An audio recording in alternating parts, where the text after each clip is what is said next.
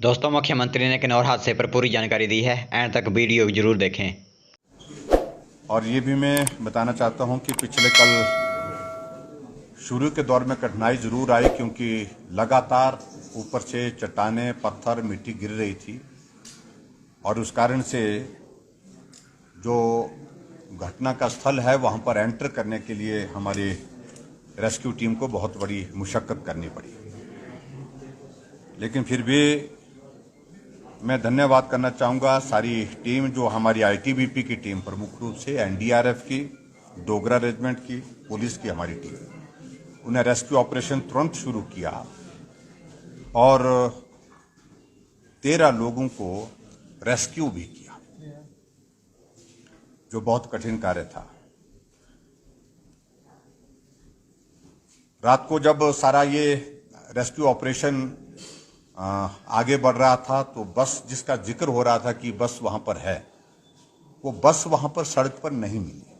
तो स्वाभाविक रूप से हम सब लोगों की चिंता बढ़ गई। बस थी, ड्राइवर बस का कह रहा कि बस थी और मैं उसको चला करके लाया था, यहां मैंने खड़ी की थी, वो बस वहां पर मिली नहीं और अंधेरा होने के कारण संभव नहीं था। उसके बाद फिर रात को उसको बस के लिए सर्च ऑपरेशन करना, रेस्क्यू ऑपरेशन करना।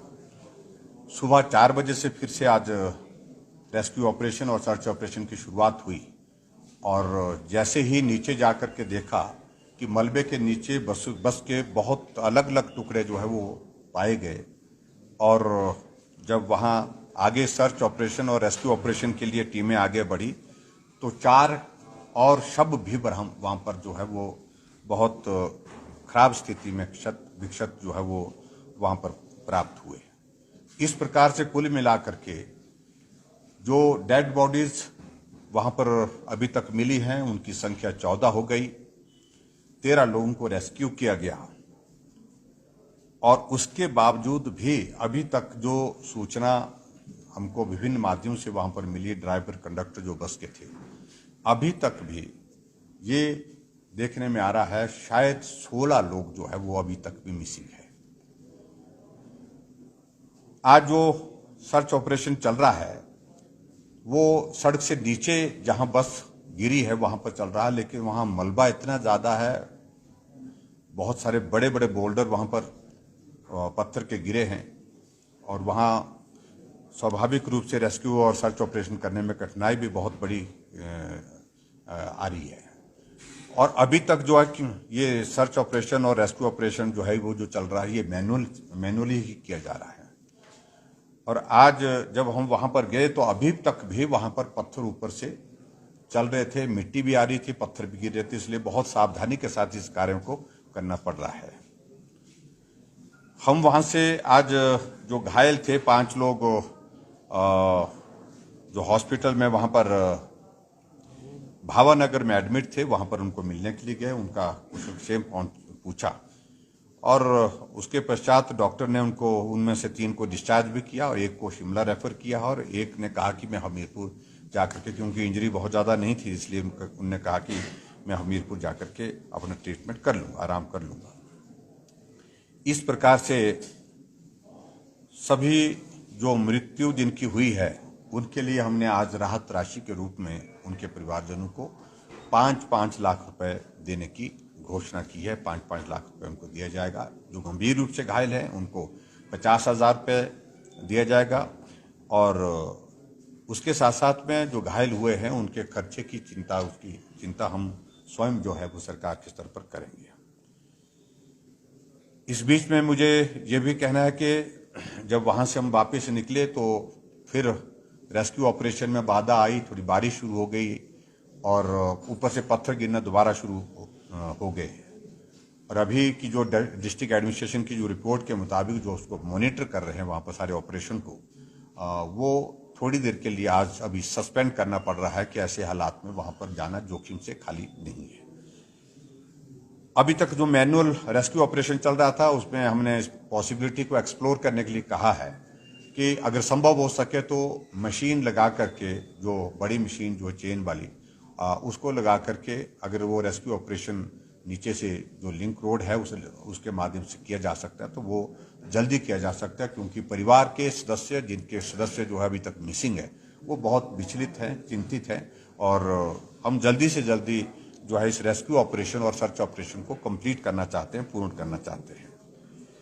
और इसके अतिरिक्त जहां जितने भी जो परिवार के सदस्य हैं, उनके लिए हमने यही कहा है, डिस्ट्रिक्ट एडमिनिस्ट्रेशन उनकी रहने की और खाने की व्यवस्था की वो चिंता करे, जब तक के लिए ये रेस्क्यू ऑपरेशन और सर्च ऑपरेशन हमारा चलता रहता है।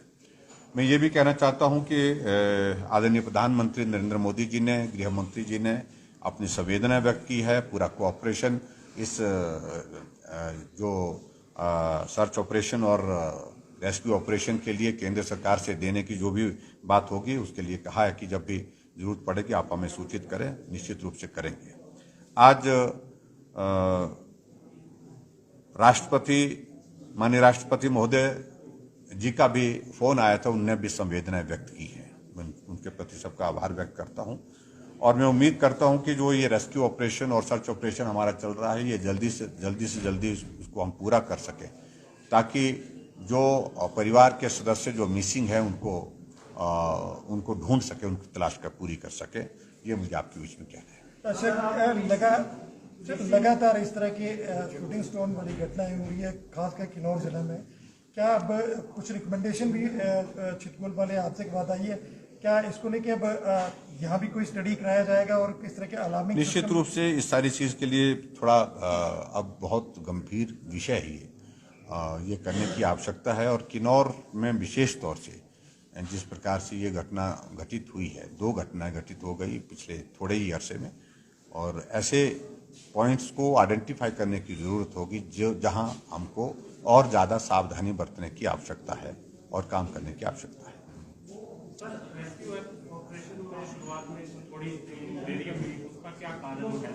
देखिए, मैं उसमें बड़ा स्पष्ट पहले कह चुका हूं, रेस्क्यू ऑपरेशन में देरी की वजह और कुछ नहीं है, सिर्फ वजह एक ही है, एक ही वजह है। वो ये वजह है कि वहां उस पॉइंट पे जहां एंटर करना था उनने, वह बहुत बड़े बड़े बोल्डर ऊपर से लगातार गिर रहे थे, पत्थर गिर रहे थे, मिट्टी आ रही थी, तो बहुत कठिनाई का वो वक्त था। लेकिन जैसे ही थोड़ा वो थमा, एकदम रेस्क्यू ऑपरेशन वहां पर एंटर किया, उन्होंने बहुत प्रभावी ढंग से जो है उसको ऑपरेशन को आगे बढ़ाया है। सर, आप मिसिंग जो लोग हैं उनके परिवार के लोगों से भी मिले हैं, जो डिप्लॉयड एजेंसीज हैं उनका क्या इनपुट है? जो मिसिंग है, क्या सर्वाइवल पॉसिबिलिटी है? देखिए, ऐसे में अभी कोई निश्चित बात कहना उचित नहीं होगा, लेकिन बहुत खराब स्थिति है। जो बस का हमने वहां पर हाल देखे बस के, और उसके साथ बस के कोई पुर्जा ही नहीं बचा एक जगह, सब टुकड़ों में है सारी चीजें। और यहाँ तक के जो 4 शव आज बरामद हुए हैं उस एरिया से, जो बस में थे बैठे हुए, तो उनकी स्थिति भी बहुत खराब थी। यानी कि मैं कह नहीं सकता हूँ सारी बात को। तो ऐसे में हम उम्मीद करें, भगवान करे कि ऐसी भी स्थिति हो कि रेस्क्यू ऑपरेशन के दौरान जो है कुछ लोगों को हम जीवित भी बचा सके, लेकिन संभावनाएं बहुत कम दिख रही है। सर, एक चिंता वाली बात ये होगी, पूरा जो टेरेन है किन्नौर वाला, पूरा टेरेन काफ़ी संवेदनशील हो गया। कब किस वक्त पहाड़ दरक जाए, गिर जाए, आप सरकार के जहन में क्या है? What is for the? निश्चित रूप से ये चिंता का विषय है, इसमें दो राय नहीं, बिल्कुल चिंता का विषय है। और इन सारी बातों को लेकर के क्या किया जा सकता है, जो आज की जो एडवांस्ड और साइंटिफिक स्टडीज हैं उस पर थोड़ा सा क्या रास्ता निकल सकता है, इसको वर्कआउट करने की कोशिश करें। सर, प्रदेश के और हिस्सों में भी इसी तरह की जो स्लाइडिंग एरिया है, क्या उनको भी आइडेंटिफाई किया जाएगा ताकि? लेकिन इस तरह की घटनाएं, देखो पहाड़ी एरिया जो है हिमाचल प्रदेश में, इस प्रकार की घटनाएं बहुत बार पहले भी घटित हुई है, और ऐसे जहां जहां भी इस तरह के स्थान है, कोशिश करेंगे उन सारी चीजों को। सरल काम नहीं, बहुत कठिन और जटिल काम है। Thank you, please, thank you.